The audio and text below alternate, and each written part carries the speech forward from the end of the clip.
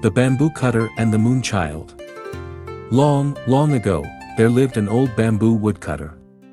He was very poor and sad also, for no child had heaven sent to cheer his old age, and in his heart, there was no hope of rest from work till he died and was laid in the quiet grave. Every morning, he went forth into the woods and hills wherever the bamboo reared its lithe green plumes against the sky. When he had made his choice, he would cut down these feathers of the forest, and splitting them lengthwise, or cutting them into joints, would carry the bamboo wood home and make it into various articles for the household, and he and his old wife gained a small livelihood by selling them. One morning as usual he had gone out to his work, and having found a nice clump of bamboos, had set to work to cut some of them down. Suddenly the green grove of bamboos was flooded with a bright soft light, as if the full moon had risen over the spot. Looking round in astonishment, he saw that the brilliance was streaming from one bamboo. The old man, full of wonder, dropped his axe and went towards the light. On nearer approach he saw that this soft splendor came from a hollow in the green bamboo stem, and still more wonderful to behold, in the midst of the brilliance stood a tiny human being, only 3 inches in height, and exquisitely beautiful in appearance. "You must be sent to be my child, for I find you here among the bamboos where lies my daily work," said the old man, and taking the little creature in his hand he took it home to his wife to bring up. The tiny girl was so exceedingly beautiful and so small, that the old woman put her into a basket to safeguard her from the least possibility of being hurt in any way. The old couple were now very happy, for it had been a lifelong regret that they had no children of their own, and with joy they now expended all the love of their old age on the little child who had come to them in so marvelous a manner. From this time on, the old man often found gold in the notches of the bamboos when he hewed them down and cut them up, not only gold, but precious stones also, so that by degrees he became rich. He built himself a fine house, and was no longer known as the poor bamboo woodcutter, but as a wealthy man.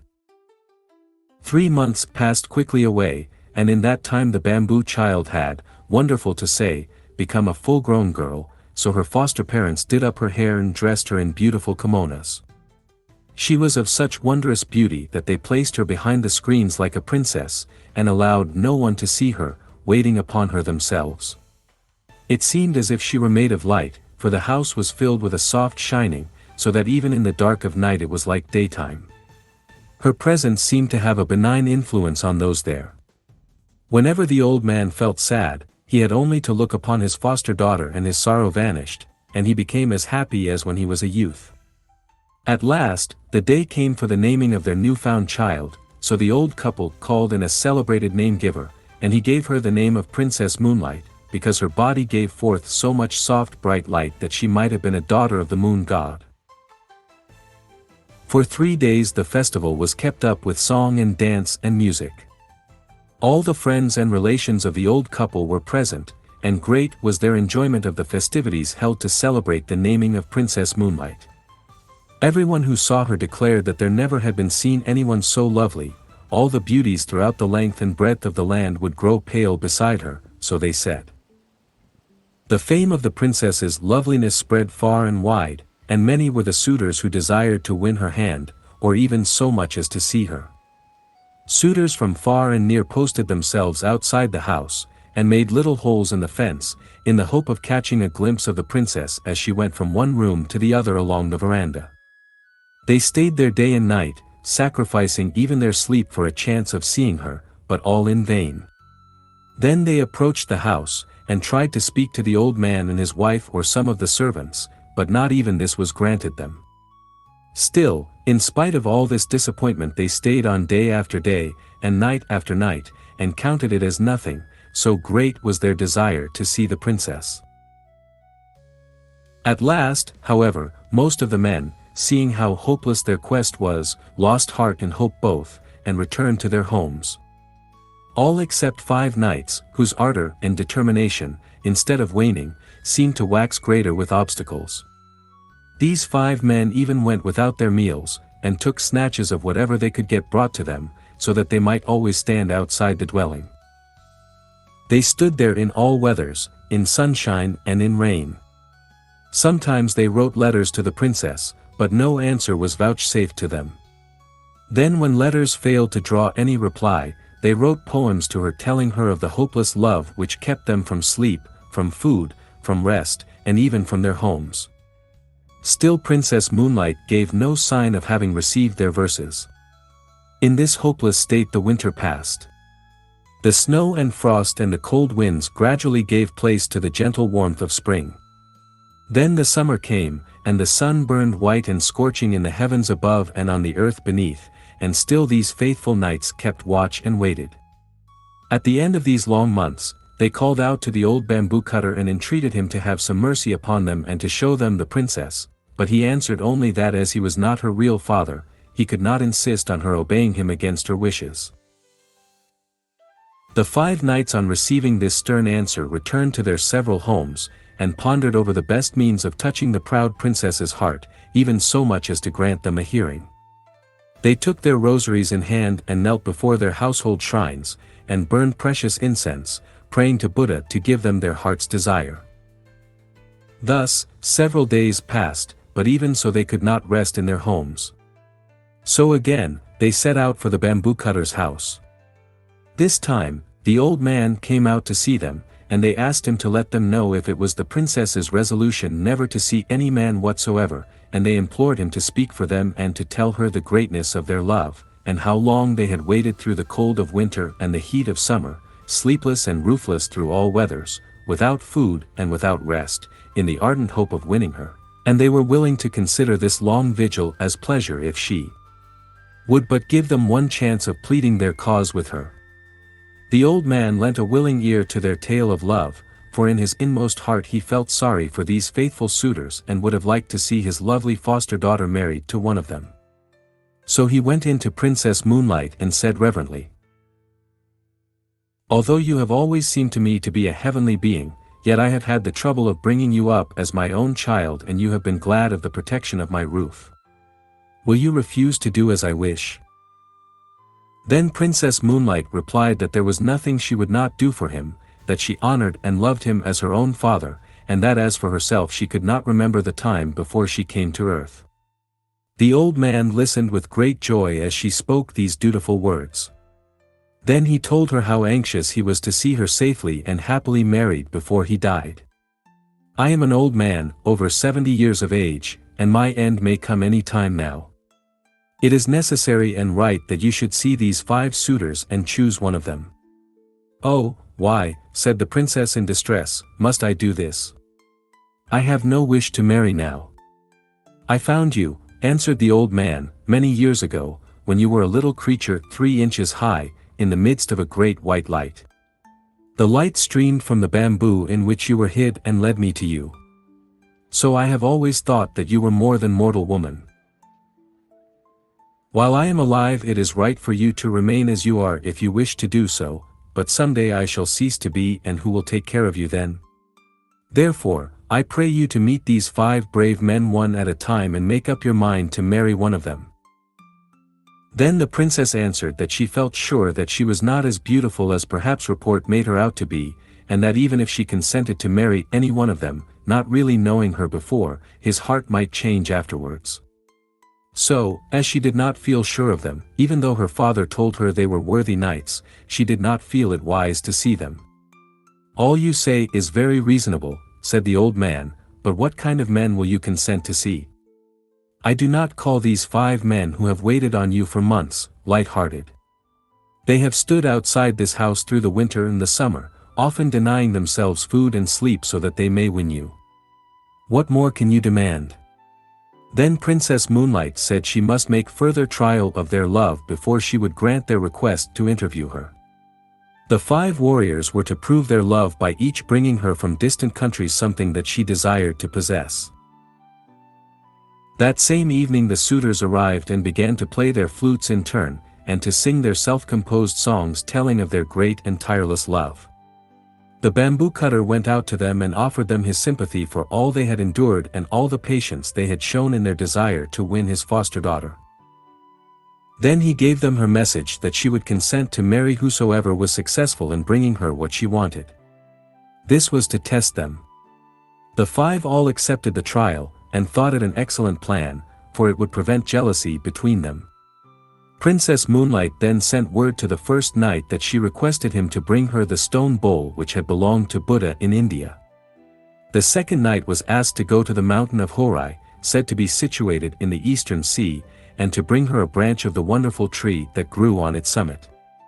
The roots of this tree were of silver, the trunk of gold, and the branches bore as fruit white jewels. The third knight was told to go to China and search for the fire rat and to bring her its skin. The fourth knight was told to search for the dragon that carried on its head the stone radiating 5 colors and to bring the stone to her. The fifth knight was to find the swallow which carried a shell in its stomach and to bring the shell to her. The old man thought these very hard tasks and hesitated to carry the messages, but the princess would make no other conditions. So her commands were issued word for word to the 5 men who, when they heard what was required of them, were all disheartened and disgusted at what seemed to them the impossibility of the tasks given them and returned to their own homes in despair. But after a time, when they thought of the princess, the love in their hearts revived for her, and they resolved to make an attempt to get what she desired of them. The first knight sent word to the princess that he was starting out that day on the quest of Buddha's bowl, and he hoped soon to bring it to her. But he had not the courage to go all the way to India, for in those days traveling was very difficult and full of danger, so he went to one of the temples in Kyoto and took a stone bowl from the altar there, paying the priest a large sum of money for it.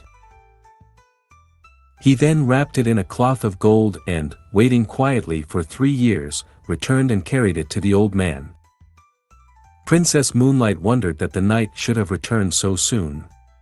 She took the bowl from its gold wrapping, expecting it to make the room full of light, but it did not shine at all, so she knew that it was a sham thing and not the true bowl of Buddha.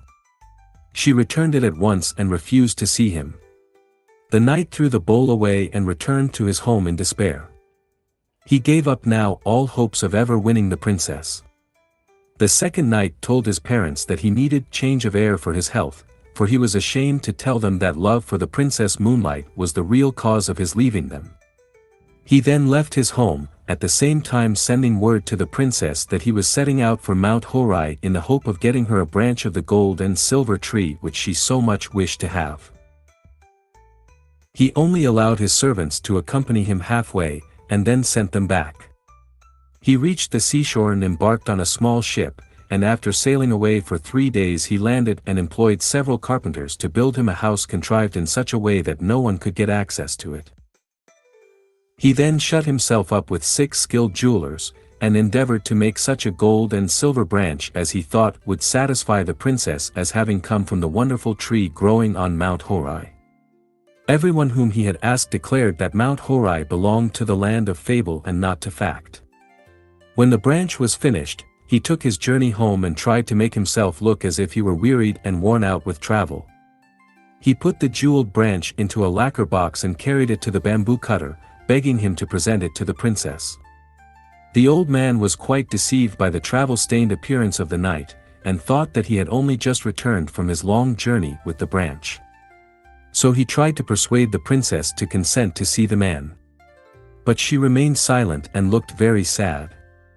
The old man began to take out the branch and praised it as a wonderful treasure to be found nowhere in the whole land. Then he spoke of the knight, how handsome and how brave he was to have undertaken a journey to so remote a place as the Mount of Horai. Princess Moonlight took the branch in her hand and looked at it carefully. She then told her foster parent that she knew it was impossible for the man to have obtained a branch from the gold and silver tree growing on Mount Horai so quickly or so easily, and she was sorry to say she believed it artificial. The old man then went out to the expectant knight, who had now approached the house, and asked where he had found the branch.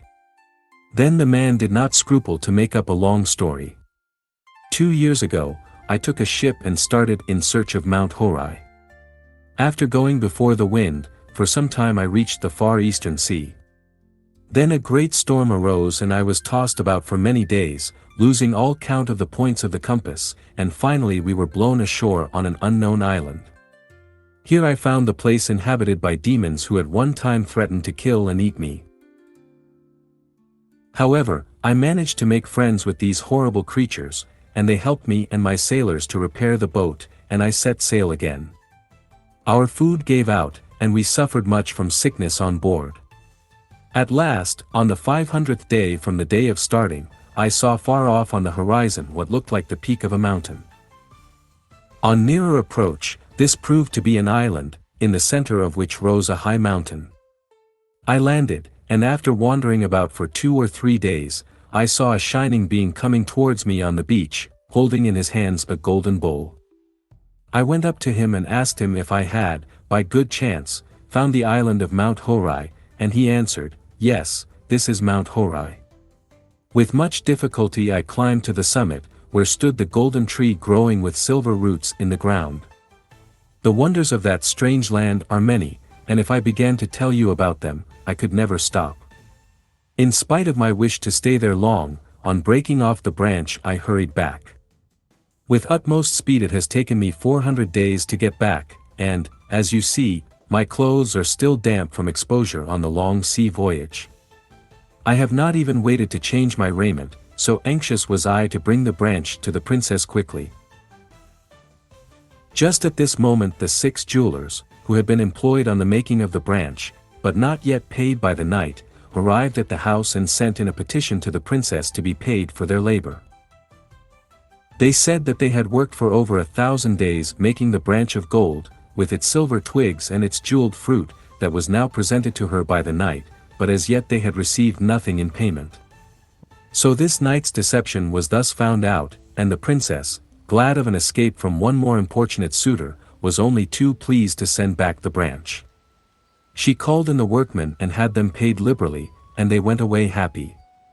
But on the way home they were overtaken by the disappointed man, who beat them till they were nearly dead, for letting out the secret, and they barely escaped with their lives. The knight then returned home, raging in his heart, and in despair of ever winning the princess gave up society and retired to a solitary life among the mountains. Now the 3rd knight had a friend in China, so he wrote to him to get the skin of the fire rat.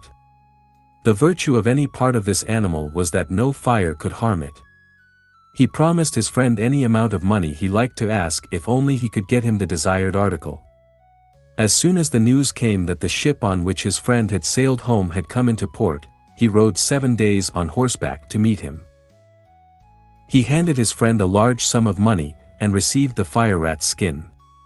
When he reached home, he put it carefully in a box and sent it in to the princess while he waited outside for her answer. The bamboo cutter took the box from the knight and, as usual, carried it in to her and tried to coax her to see the knight at once, but Princess Moonlight refused, saying that she must first put the skin to test by putting it into the fire. If it were the real thing it would not burn. So she took off the crepe wrapper and opened the box, and then threw the skin into the fire. The skin crackled and burnt up at once, and the princess knew that this man also had not fulfilled his word. So the 3rd night failed also. Now the 4th night was no more enterprising than the rest. Instead of starting out on the quest of the dragon bearing on its head the 5-color radiating jewel, he called all his servants together and gave them the order to seek for it far and wide in Japan and in China, and he strictly forbade any of them to return till they had found it. His numerous retainers and servants started out in different directions, with no intention, however, of obeying what they considered an impossible order. They simply took a holiday, went to pleasant country places together, and grumbled at their master's unreasonableness. The knight meanwhile, thinking that his retainers could not fail to find the jewel, repaired to his house, and fitted it up beautifully for the reception of the princess. He felt so sure of winning her. 1 year passed away in weary waiting, and still his men did not return with the dragon jewel. The knight became desperate. He could wait no longer, so taking with him only 2 men, he hired a ship and commanded the captain to go in search of the dragon. The captain and the sailors refused to undertake what they said was an absurd search, but the knight compelled them at last to put out to sea. When they had been but a few days out they encountered a great storm which lasted so long that, by the time its fury abated, the knight had determined to give up the hunt of the dragon. They were at last blown on shore, for navigation was primitive in those days. Worn out with his travels and anxiety, the fourth suitor gave himself up to rest. He had caught a very heavy cold, and had to go to bed with a swollen face. The governor of the place, hearing of his plight, sent messengers with a letter inviting him to his house. While he was there thinking over all his troubles, his love for the princess turned to anger, and he blamed her for all the hardships he had undergone. He thought that it was quite probable she had wished to kill him so that she might be rid of him, and in order to carry out her wish had sent him upon his impossible quest. At this point all the servants he had sent out to find the jewel came to see him, and were surprised to find praise instead of displeasure awaiting them. Their master told them that he was heartily sick of adventure, and said that he never intended to go near the princess's house again in the future. Like all the rest, the fifth knight failed in his quest. He could not find the swallow's shell. By this time the fame of Princess Moonlight's beauty had reached the ears of the emperor, and he sent one of the court ladies to see if she were really as lovely as report said. If so, he would summon her to the palace and make her one of the ladies in waiting. When the court lady arrived, in spite of her father's entreaties, Princess Moonlight refused to see her. The imperial messenger insisted, saying it was the emperor's order. Then Princess Moonlight told the old man that if she were forced to go to the palace in obedience to the emperor's order, she would vanish from the earth. When the emperor was told of her persistence in refusing to obey his summons, and that if pressed to obey she would disappear altogether from sight, he determined to go and see her. So he planned to go on a hunting excursion in the neighborhood of the bamboo cutter's house, and see the princess himself. He sent word to the old man of his intention, and he received consent to the scheme. The next day the emperor set out with his retinue, which he soon managed to outride. He found the bamboo cutter's house and dismounted. He then entered the house and went straight to where the princess was sitting with her attendant maidens. Never had he seen anyone so wonderfully beautiful, and he could not but look at her, for she was more lovely than any human being as she shone in her own soft radiance. When Princess Moonlight became aware that a stranger was looking at her, she tried to escape from the room, but the emperor caught her and begged her to listen to what he had to say. Her only answer was to hide her face in her sleeves. The emperor fell deeply in love with her, and begged her to come to the court, where he would give her a position of honor and everything she could wish for. He was about to send for one of the imperial palanquins to take her back with him at once, saying that her grace and beauty should adorn a court and not be hidden in a bamboo cutter's cottage. But the princess stopped him. She said that if she were forced to go to the palace she would turn at once into a shadow, and even as she spoke, she began to lose her form. Her figure faded from his sight while he looked. The emperor then promised to leave her free if only she would resume her former shape, which she did. It was now time for him to return, for his retinue would be wondering what had happened to their royal master when they missed him for so long. So he bade her goodbye, and left the house with a sad heart. Princess Moonlight was for him the most beautiful woman in the world, all others were dark beside her, and he thought of her night and day. His Majesty now spent much of his time in writing poems, telling her of his love and devotion, and sent them to her, and though she refused to see him again she answered with many verses of her own composing, which told him gently and kindly that she could never marry anyone on this earth. These little songs always gave him pleasure.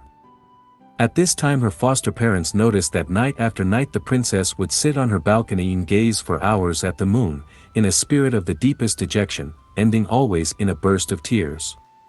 One night the old man found her thus weeping as if her heart were broken, and he besought her to tell him the reason of her sorrow. With many tears she told him that he had guessed rightly when he supposed her not to belong to this world, that she had in truth come from the moon, and that her time on earth would soon be over. On the 15th day of that very month of August her friends from the moon would come to fetch her, and she would have to return. Her parents were both there, but having spent a lifetime on the earth she had forgotten them, and also the moon world to which she belonged. It made her weep, she said, to think of leaving her kind foster parents, and the home where she had been happy for so long.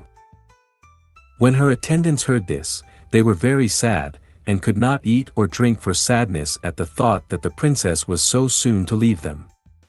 The emperor, as soon as the news was carried to him, sent messengers to the house to find out if the report were true or not. The old bamboo cutter went out to meet the imperial messengers. The last few days of sorrow had told upon the old man. He had aged greatly, and looked much more than his 70 years. Weeping bitterly, he told them that the report was only too true, but he intended, however, to make prisoners of the envoys from the moon, and to do all he could to prevent the princess from being carried back. The men returned and told His Majesty all that had passed. On the 15th day of that month the emperor sent a guard of 2,000 warriors to watch the house. 1,000 stationed themselves on the roof, another 1,000 kept watch round all the entrances of the house. All were well-trained archers, with bows and arrows. The bamboo cutter and his wife hid Princess Moonlight in an inner room. The old man gave orders that no one was to sleep that night. All in the house were to keep a strict watch, and be ready to protect the princess. With these precautions, and the help of the emperor's men-at-arms, he hoped to withstand the moon messengers, but the princess told him that all these measures to keep her would be useless, and that when her people came for her nothing whatever could prevent them from carrying out their purpose, even the emperor's men would be powerless. Then she added with tears that she was very, very sorry to leave him and his wife, whom she had learnt to love as her parents, that if she could do as she liked she would stay with them in their old age, and try to make some return for all the love and kindness they had showered upon her during all her earthly life. The night wore on. The yellow harvest moon rose high in the heavens, flooding the world asleep with her golden light. Silence reigned over the pine and the bamboo forests, and on the roof where the 1,000 men-at-arms waited. Then the night grew grey towards the dawn and all hoped that the danger was over, that Princess Moonlight would not have to leave them after all. Then suddenly the watchers saw a cloud form round the moon, and while they looked this cloud began to roll earthwards. Nearer and nearer it came, and everyone saw with dismay that its course lay towards the house. In a short time, the sky was entirely obscured, till at last the cloud lay over the dwelling only 10 feet off the ground. In the midst of the cloud there stood a flying chariot, and in the chariot a band of luminous beings. One amongst them who looked like a king and appeared to be the chief stepped out of the chariot and, poised in air, called to the old man to come out. "The time has come," he said, "for Princess Moonlight to return to the moon from whence she came. She committed a grave fault, and as a punishment was sent to live down here for a time. We know what good care you have taken of the princess, and we have rewarded you for this and have sent you wealth and prosperity. We put the gold and the bamboos for you to find. I have brought up this princess for 20 years and never once has she done a wrong thing, therefore, the lady you are seeking cannot be this one," said the old man. "I pray you to look elsewhere." Then the messenger called aloud, saying, "Princess Moonlight, come out from this lowly dwelling. Rest not here another moment." At these words the screens of the princess's room slid open of their own accord, revealing the princess shining in her own radiance, bright and wonderful and full of beauty. The messenger led her forth and placed her in the chariot. She looked back, and saw with pity the deep sorrow of the old man. She spoke to him many comforting words, and told him that it was not her will to leave him and that he must always think of her when looking at the moon. The bamboo cutter implored to be allowed to accompany her, but this was not allowed. The princess took off her embroidered outer garment and gave it to him as a keepsake. One of the moon beings in the chariot held a wonderful coat of wings, another had a phial full of the elixir of life which was given the princess to drink.